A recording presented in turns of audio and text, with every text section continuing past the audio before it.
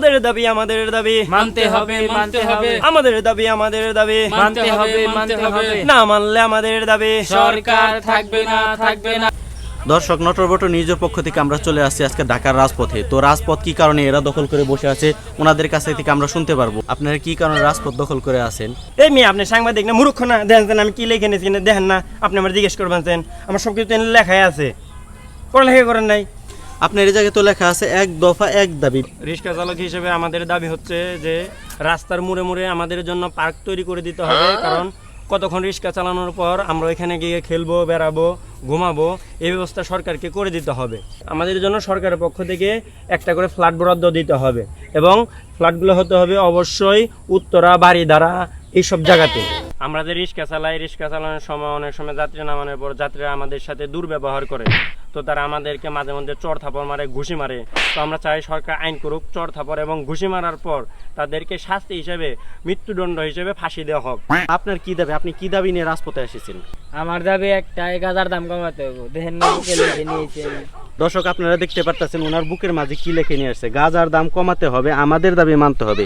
উনি গাজাখুর কল্যাণ সমিতির সভাপতি, এই কারণে উনি আগে আসছে এই বিষয়টা নিয়ে। আমরা সর্বশেষ আমরা আন্দোলনকারীর কাছে যাব, যে আন্দোলনকারী মানে দেখতে পারতেছি হাতে কুদাল বালতি মাথায় গামছা বেঁধে আসছে। উনি কি কারণে আসছে ওনার বেশভূষ দেখে আমি কিছুই বুঝতে পারতেছি না। তো ওনাদের কাছে আমরা সরাসরি চলে যাব এখন, উনি কি বলে ওনার বক্তব্য আমরা শুনবো এখন। আমি ম্যাথলিক থেকে আসছি, আমি ম্যাথলিকের সভাপতি। আমাদের অনেক দাবি দেওয়া আছে, এই জন্য আমি সচিবালয় এবং কি রাস্তাঘাট আমরা ঘেরাও করছি। তো আপনার কি দাবি দেওয়া আছে তা জানাতে পারি আমরা? আমাদেরকে রাস্তাঘাটে চলার স্বাধীনতা দিতে হবে। আমরা রাস্তাঘাটে চলতে পারি না, পোলাপানে আমাদের মেথর করে ডাক পারে, আমাদের এগুলা চলাফেরা করা আমাদের অনেক কষ্টকর। ঠিক আছে, আমাদেরকে BMW কার দিতে হবে, আমাদেরকে আধুনিক যন্ত্রপাতি দিতে হবে যেন আমরা হাতের ছোঁয়া ছাড়া টয়লেট পায়খানা পরিষ্কার করতে পারি। আমাদের চাকরি জাতীয়করণ করতে হবে, এমনকি আমাদের সরকারি স্কেলে আমাদের বেতন ভাতা দিতে হবে, আমাদের সন্তানদের ভরণ পোষণের রেশন দিতে হবে সরকারকে, এমনকি আমাদের জন্য আলাদা করে স্কুল করে দিতে হবে। আপনাদের কি দাবি প্রস্তাব করার এখনই সময় হয়েছে? আর কিছুদিন পরে তো করতে পারেন, নতুন সরকার আসছে কেবল, আর কিছুদিন যদি পরে করতেন তাহলে সরকার আপনাদের সুযোগ সুবিধা দিতে পারতো। মেয়ে কি কন, এটা তো এখন দাবি দেওয়া পেশ করার মাস। এখন যদি না করি কোন সময় করুম? এখন হলো সরকার হয়েছে নটর বটর, এখন চলা পারতেছে না, এখন স্থিতিশীল না। এখন যা দাবি করুম সরকার মাইনে নিতে বাধ্য। ঠিক আছে, এই সুযোগ আছাড়া করণ দেবো না, জরির সময় আন্টকার রাখবো।